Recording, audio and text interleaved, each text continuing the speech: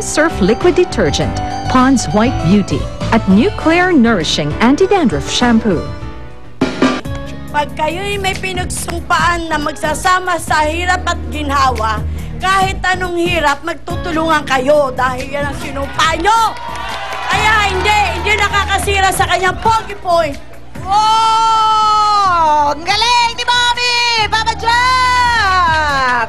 Shell, Bishu, tama bang huwag na magtrabaho si Mister para hindi siya mamabae? Ay? Yes or no? Yes! No! Yes! No! Yes! No! Is that true? Tama ba na ang mga mister ay huwag na magtrabaho para hindi makapag-chicks? Hindi. Bakit? Para makatulong din sa bahay. Mapagkakatiwalaan ka ba pag nagtrabaho ka? Oo naman.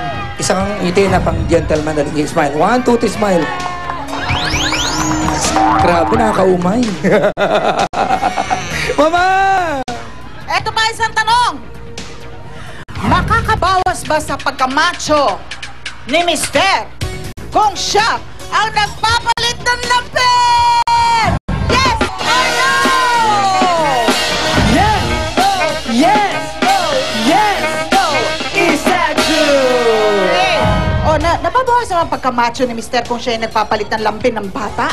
Hindi. Bakit po? Karapatan naman niya palitan ng lampin yun dahil anak din niya para alam din niya kung gaano kahirap mag-alaga ng bata. At magpunas ng puwet ng bata! Tama. Nako naman, nakita nyo naman, hinimay-himay na natin ang pag-uusapan natin ngayong umaga. Very interesting! Kaya ito na ating paksang primera, ang senaryo, Lataw! Lumaki tayo sa paniniwala na ang mga ama ang naghahanap buhay para sa pamilya at ang ina ang naiiwan sa bahay at nag-aalaga sa pamilya. Pero paano kung mabaligtad ang sitwasyon? Matatanggap mo ba ang katotohanan ito o ipaglalaban mo ang paniniwala mo? Yan ang paksang primera kung saan kalalakihan ang bida. Kaya, umi-statement ka na!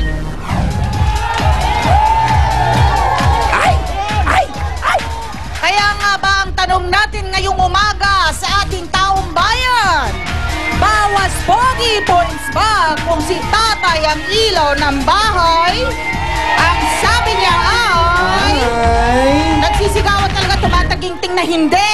Pero merong isa dito, oo ang kanyang sagot dahil dapat si Mrs. lang ang nasa bahay. Ipagtanggol mo yan, sisterhood. Ayaw ka, dapat siya lang magtrabaho. Dapat si Mister ang magtrabaho! Papa Jack! Alright, mama, eto may kumukontra. Sabi niyo, hindi. Ay! Para sa akin, dagdag. O, hindi daw bawas pogi points. Dagdag pogi points. Papo, ayan. Judge mo, no? Yun dahil nakakatulong pa po siya sa pamilya namin. O, talaga. So, pag si Mister marunong sa gawaing bahay, pogi para sa'yo. Opo. Kahit na pagdating mo ng bahay, nakapalda na siya. Habang naglalaba. Okay lang po. Eh, kung naka-lipstick na rin. Pwede na rin. Ginagamit yung happy slip mo. Pwede rin. Bala ka. Mas pogi nga naman. Mama! Eto si Sarah Soriano, Mami. Pagkita nga ito ang kanyang sagot. Kakabawas pa ng pogi points. Ano yan? Kabawasan? Kasi ang nanay lang ang ilaw ng tahanan. Ang tatay tagabundi ng ilaw. Ay, hindi pala tagabundi ng ilaw. Haligi ng tahanan. Tatay ang dapat maghanap buhay at ang nanay ang siya mag-alaga ng mga anak at tahanan. At mag-ayos ng tahanan. Yan kasi ang utos ng Diyos. Bakit? Kahit sa Biblia po, sinabi doon na nung kay Adan at kay Iba, maghirap si Adan. Sino si Siya Iba? ay maghahanap buhay. Kasi, di ba nagkasala nga po sila? So, inano sa kanya, inatal sa kanya yung kaparusahan na siya yung magpapawis para ibuhay sa pamilya niya. Alam niya ang kanyang Bible. Papa Jack. Ayan, hindi ko alam kung anong kinalaman ni Adan tsaka ni Iba sa usapan natin na to. Sabi ni Mami, hindi kasi kung wala naman siyang trabaho, dapat lang na makatulong siya sa asawa niya sa mga gawain, lalo na sa loob ng bahay. Ay, may pagmamaktol. So, ano po yung dapat niyang gawin sa bahay? Laba, luto, ano pa? Okay na. Basta lahat ng gawain bahay, basta makakatulong sa asawa niya, okay na yun.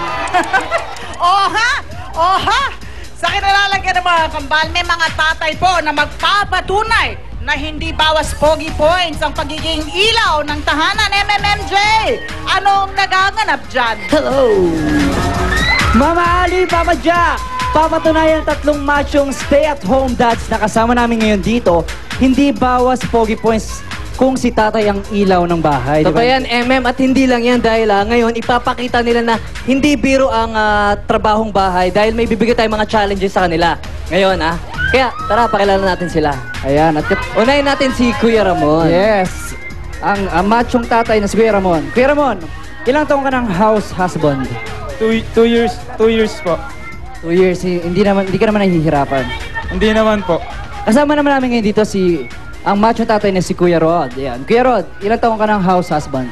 4 years. 4 years house husband na. 4 years na siyang house husband, MJ. Ayun, sa tingin mo ba, hindi ba nakakababa para sa mga lalaki yon? Hindi. Kung ano yung kayang gawin ng mga babae, kung kaya lang trabahuin yan, mas kaya ng lalaking trumabaho. Kita mo naman, tigasin nga. Wow naman, dinaan sa braso, MJ. O, sino naman yung katabi mo? Ito nga pala kasama ko ngayon si Tatay Morley. So, para po ba sa inyo, hindi ba nakakabawas pogi points ang maging isang house husband? Para sa akin, hindi naman siguro. Maganda rin maranasan namin yung trabahong bahay. Narinig nyo naman yung mga sinabi ng mga amang ilaw ng tahanan, di ba? Pero imbis na daanin nila sa salita, bakit kaya hindi na lang nila daanin sa gawa? Di ba, MJ? Bigyan natin sila ng mga challenges. Why not coconut? Kaya mamaya abangan nating lahat yan. At ngayon, MM, balikan mo natin si Mama Ali at saka si Papa Jack. Yes. Back to the box! Bueno, bawas pogi points nga ba kung si tatay ang ilaw ng bahay? Abay, sasagutin yan mamaya sa Pexmanan ni Zoren Legaspi. At malalaman natin, ayan, kung bago niya ang paniniwala ng marami tungkol sa pagiging haligi ng tahanan. Ay! Tutok na dito sa Morning Balitaktakan kung saan bukas sa lahat ng opinyon ng taong bayan. Ito ang Starbucks! Dito, kasali ka!